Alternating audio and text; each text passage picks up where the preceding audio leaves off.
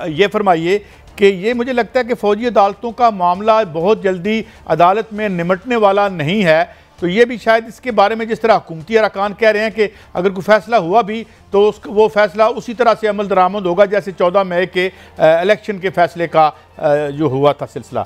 तो आप भी यही समझते हैं या आप डिफरेंटली देखते हैं जनाब इरफान कादर साहब? नहीं, मेरा ख्याल है वो सुप्रीम कोर्ट में अब ये एहसास पैदा हो गया है कि कुछ चीज़ों में उन्होंने अपने इख्तियारात से तजावज़ किया था और उस तरह के ऑर्डर्स जो है इम्प्लीमेंट भी नहीं हो सकते। 14 मई का मैंने बहुत पहले बता दिया था कि वो इम्प्लीमेंट कभी नहीं हो सकता। तो अब चूँकि सुप्रीम कोर्ट भी इन चीज़ों को समझता है कि इस तरह के ऑर्डर्स जो हैं वो उनको इज्तनाब करना चाहिए, तो इंशाल्लाह अब वो प्रॉब्लम्स नहीं आएंगी जो माजी में कुछ केसेस में आई थी। तो इरफान कादर साहब, एक ब्रीफ क्वेश्चन फिर और भी लोग आपसे बात करेंगे। ये फरमाइए कि आप ज़ाती तौर पर क्या समझते हैं? आपने सिविल सोसाइटी और आज़ादियों के लिए आपकी तवील जदोजहद है, जो भी इस तो ये आप समझते हैं कि ये इन कोर्ट्स में, फ़ौजी कोर्ट्स में मुकदमात चलने से हमारी जमहूरियत को एक यानी फ़ायदा होगा? देखिए, फ़ौजी कोर्टों में तो आप देखें कि ट्रायल होता है, वहाँ वकील पेश होते हैं, वहाँ एविडेंस लीड होता है, उसके बाद फिर अपील होती है, उसके बाद वो प्रेसिडेंट के सामने पिटीशन होती है। ये जो पिछले 10-12 साल में इन्होंने आर्टिकल 184(3) में हजारों लोगों के खिलाफ फैसले दिए हैं, उनके पास तो ना ट्रायल हुआ उनका, ना अपील थी, ना वो पार्टी थे, ना उनको रिव्यू की उन्होंने रिव्यू करने दिया, कुछ भी नहीं करने दिया। तो अगर फेयर ट्रायल का मुवाजना करें तो सुप्रीम कोर्ट के बहुत सारे फैसले जो 184(3) में है, वहाँ पे फेयर ट्रायल भी नहीं था और fundamental rights of due process जो है बुरी तरह से वायलेट हुए थे। इसीलिए पार्लियामान ये 2 कानून लेके आया पिछले दिनों में, ताकि उन लोगों की दादरसी हो सके जिनका रास्ता बंद कर दिया गया। जी भट्टी साहब, ये आपने सुना, और शुएब शाहीन साहब भी हमारे साथ हैं। जी बिस्मिल्लाहिर्रहमानिर्रहीम। इरफान साहब, चले आपकी ये तो सोच आ गई कि मिलिट्री कोर्ट के फैसले जरूरी हैं, या शायद सुप्रीम कोर्ट को एहसास हो गया। क्या अगर हुकूमत समझते कि कल को कि पाकिस्तान में खरबों रुपए करप्शन से उड़ गए हैं, उनके वो फैसले भी सुप्रीम कोर्ट को, मिलिट्री कोर्ट को भेजे जा सकते हैं, ताकि उन लोगों ने जिन्होंने मुल्की खजाना लूटा है माजी में, उनके खिलाफ भी मिलिट्री कोर्ट में केस जाए जा सकते हैं? हुकूमत ऐसी कोई अमेंडमेंट या एक्ट ला सकती है?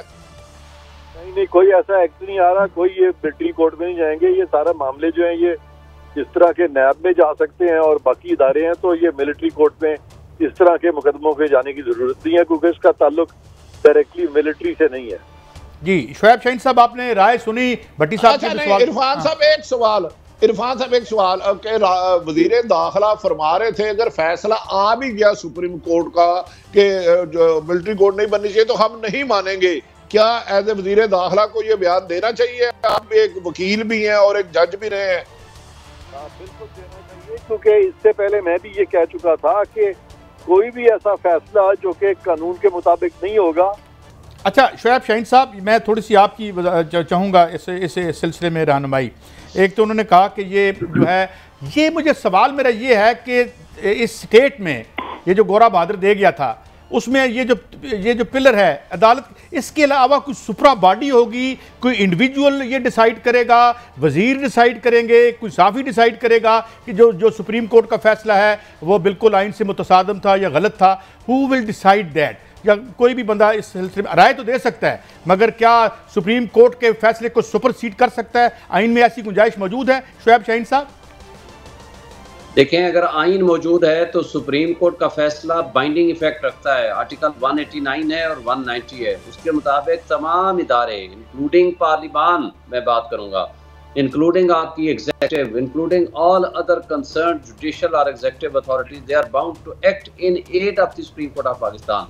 दे are bound to implement the judgment and orders of the supreme court of Pakistan. कोई देखें, इसको कौन डिटरमिन करेगा कि ये आर्डर सुप्रीम कोर्ट का गलत है, ये आर्डर ठीक है? सुप्रीम कोर्ट के फैसले को सुप्रीम कोर्ट ने तशरीह करनी है, आइन को तशरीह सुप्रीम कोर्ट ने करनी है, कानून की तशरीह सुप्रीम कोर्ट ने करनी है। और सुप्रीम कोर्ट अगर कोई फैसला कर दे तो उस फैसले पे अमल दरामद कराने के तमाम इदारे पाबंद हैं, तमाम एग्जीक्यूटिव इदारे। देखें, हमारे मुल्क की जो फौज है वो एक एग्जीक्यूटिव इदारा है, एग्जीक्यूटिव इदारा का एक हिस्सा है। That is not the pillar of the state. रियासत के 3 स्तून हैं, मुकर्रना, इंतजामिया, वो इंतजामिया का एक हिस्सा है, और judiciary is the top of that list. हाँ, आइन बनाने का, आइन अमेंड करने का, कानून साजी का अख्तियार पार्लियामान का है, लेकिन वो भी अगर आइन में तरमीम करनी है तो वो 2/3 मेजॉरिटी से करेंगे, कानून साजी करनी है तो वो सिंपल मेजॉरिटी से करेंगे।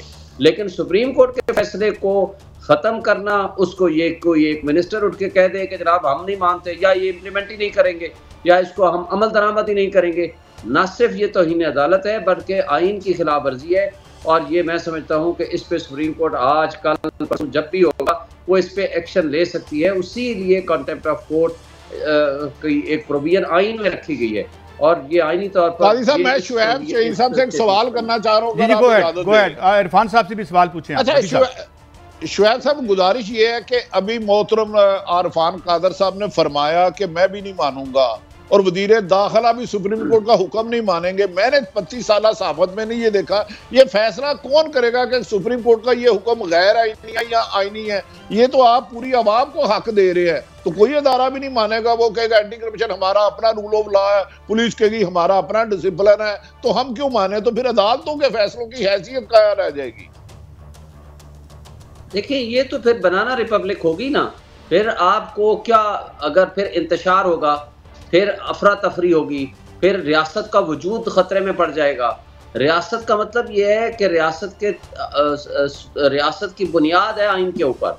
अगर आइन के मुताबिक सुप्रीम कोर्ट के फैसले, जो कि हाईएस्ट फोरम है, अगर हमने उसको मानने से इनकार कर देना है, या एक शख्स इनकार कर देगा या कोई इदारा इनकार कर देगा, तो फिर सुप्रीम कोर्ट या अदालतें तो फिर बंद कर देनी चाहिए ना। ये आपकी बात आ गई शुएब शहीन साहब, क्योंकि बहुत सी बातें हो गई। इरफान कादर साहब, ये आपने दोनों आरा सुनी, इस तरह तो एनार्की हो जाएगी एंड एवरीबॉडी वो जो है वो नहीं, कोई वो कहेगा कि जी हम तो नहीं मानते, ये गैर आईनी था। तो ये फिर ये क्या सिचुएशन डेवलप होगी? Please your take. सिचुएशन ये डेवलप होगी कि अगर ये बनाना रिपब्लिक कुछ कह रहे हैं, तो फिर इस तरह के फैसले जो कि आइन के मुताबिक नहीं है, अगर उनको मानना शुरू करेंगे तो फिर तो ये ना सारे, तो इस तरह के तो फैसले नहीं। अभी ये 14 मई का फैसला है, शुएब शहीन साहब करा लेना इलेक्शन। अब जो कह रहे थे कि मैं 14 मई को मैंने इलेक्शन कराना है, तो कंटेम्प्ट लगा देंगे प्राइम मिनिस्टर को। कंटेम्प्ट का लॉ तो सारा पढ़े, कैसे लगा देंगे कंटेम्प्ट? देख लें कि लगा के कंटेम्प्ट वो इम्प्लीमेंट, मैंने तो बहुत पहले कह दिया था इम्प्लीमेंट करके दिखाए ना इम्प्लीमेंट। अब सुप्रीम कोर्ट क्या डेट दे सकती है? आइन में अगर एक चीज लिखी है, सुप्रीम कोर्ट आइन से ऊपर है, सुप्रीम कोर्ट तो आइन के ताबे है। और इन्होंने जो आर्टिकल कोर्ट किए हैं 189, 190 के सुप्रीम कोर्ट के एड में काम करेंगे, उससे पहले एक आर्टिकल आता है, वो क्लॉज 2 ऑफ आर्टिकल 175, उसमें साफ तौर पे लिखा हुआ है कि किसी अदालत को वो इख्तियार नहीं है जो उसको तफवीज नहीं किया गया आइन में और कानून में। और अगर इस तरह का ऑर्डर करेगी अदालत, तो कोई नहीं मानेगा उनका ऑर्डर। जी अच्छा इरफान साहब, ये रहनुमाई फरमाइएगा इरफान साहब, ये अगर जैसे वजीर दाखिला ने फरमाया हम फैसला नहीं मानेंगे, तो डू यू थिंक इसका मतलब है हुकूमत तौहीन अदालत का नोटिस भी दे दे तो वो पीयर नहीं होंगे और सुप्रीम कोर्ट उन्हें सजा भी नहीं दे सकेगी? नहीं, हुकूमत को, जजों को पता है, वो कभी भी नोटिस नहीं देंगे। उनको भी तो पता है ना कि उनके फैसले जो है वो सही है या गलत है। आपका मतलब है उनको ये भी नहीं पता? उनको पता है कोई नोटिस वोटिस इस पे नहीं होगा। तो फिर यूसुफ रजा गिलानी को क्यों दिया था? इरफान साहब, मेरा आपसे जाती मरासम है, मैं इसलिए थोड़ा सा मार्जिन ले ले। तो फिर यूसुफ रजा गिलानी को सदर पाकिस्तान को लेटर ना लिखने पर तौहीन अदालत क्यों हुआ और वो घर क्यों गए? हाँ, वो सारी चीजें जो है अब खुल के सामने आ गई हैं। वो बिल्कुल गलत हुआ था, एक गैर आईनी फैसला था। यूसुफ रजा गिलानी ने उस वक्त इस्तीफा दिया था, वो फैसले को नहीं माना, वरना इस्तीफा देने की जरूरत ही नहीं थी। उन्होंने इस्तीफा दे के वजारत उस्मा को छोड़ा था, उन्होंने फैसले को नहीं माना था। जी शुएब शहीन साहब, अब आपकी तरफ में आऊँगा। आपने राय सुनी हमारे फाजिल दोस्त जनाब इरफान कादर साहब की, तो आपके उन्होंने कुछ आर्टिकल्स का भी हवाला दिया है, तो ये फिर क्या ये कैसे तय होगा? कोई जुलूस ले जाएं हम, या कोई उधर से जुलूस आ जाए, या सुप्रीम कोर्ट के बाहर ये बैठ के कोई मामला हल हो सकता है? देखें, अगर इस तरह फैसले हमने कराने हैं अपनी विश एंड विल पे, तो फिर आइन को हम ख़त्म कर दें। आइन के मुताबिक हम फैसले अदालतों में नहीं जाएंगे। मुझे बताएं तो किसके पास जाएंगे? एक आम शख्स का फैसला हो तो उसको 1 घंटे के नोटिस पे वो इम्प्लीमेंट करा दें। जो बाकी लोग हैं, जो ताकतवर तबके और हल्के हैं, जो रियासती इदारे हैं, उनको इम्प्लीमेंट कराना हो तो सुप्रीम कोर्ट अगर चुप करके बैठ जाए, हाँ जी हम नहीं कराएंगे, तो ये मुमकिन नहीं है। जहाँ तक इस बात का ताल्लुक है आर्टिकल 175 का, वो उसका इससे ताल्लुक कोई नहीं है। सुप्रीम कोर्ट का फैसला आ जाए, उसमें यह है कि जो अदालत वो होगी जिसके ऊपर बाई लॉ उनको पावर्स दी गई होगी। भाई सुप्रीम कोर्ट को तो पावर्स है ना, सुप्रीम कोर्ट की पावर्स अगर आर्टिकल 184 से शुरू करें, 184 है, 185 है, 186 है, 188 है, 187 है, वो पावर्स एक्सरसाइज कर सकते हैं। और आर्टिकल 189, 190 है।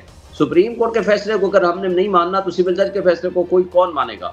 और जहाँ तक 14 मई के इलेक्शन का ताल्लुक है, जिन लोगों ने, जिन इदारों ने, जिन अशखास ने उसकी वायलेशन की है, सुप्रीम कोर्ट को अख्तियार है, उसके पास अभी इलेक्शन कमीशन की रिव्यू पटिशन पेंडिंग है, वो आज नहीं तो कल, 2 महीने बाद, 6 महीने बाद भी उनके खिलाफ एक एक्शन ले सकते हैं। ये सुप्रीम कोर्ट का फैसला है, लेना चाहिए, इसलिए कि अगर ये नहीं लेते हैं तो रूल ऑफ लॉ का तो कॉन्सेप्ट वायलेट हो जाएगा।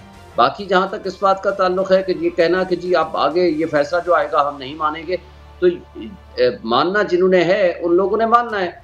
ट्रायल ऑफ दी जो एक्यूज्ड हैं वो शिफ्ट हो जाएगा टू दी कंसर्न फोरम, तो जिस अदालत में जाएगा ज़ाहिर उस अदालत में उसका ट्रायल करना है।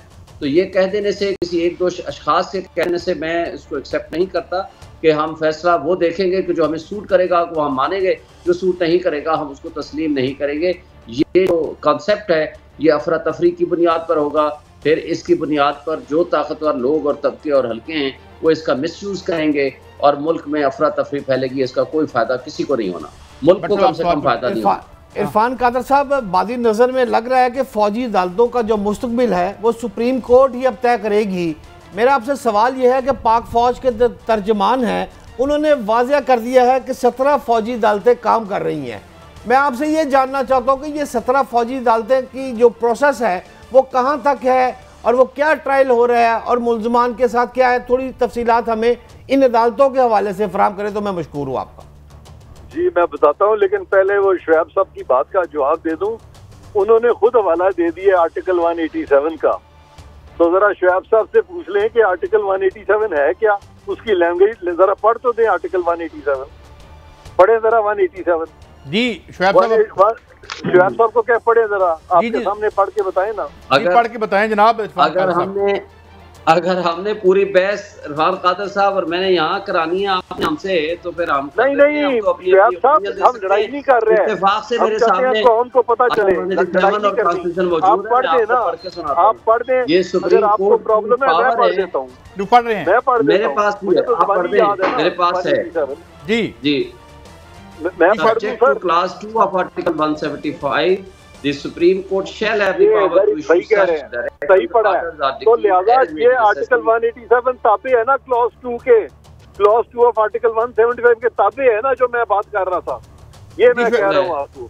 आप कह रहे थे कि हमने कब कहा है कि वो 175 इससे एक्सक्लूडेड है, लेकिन मुझे ये बताएं फैसला कौन करेगा? सुप्रीम कोर्ट अगर फैसला नहीं करेगी तो उससे बड़ी कोई अदालत है जो ये फैसला मैं करूंगा, फैसला आप करेंगे।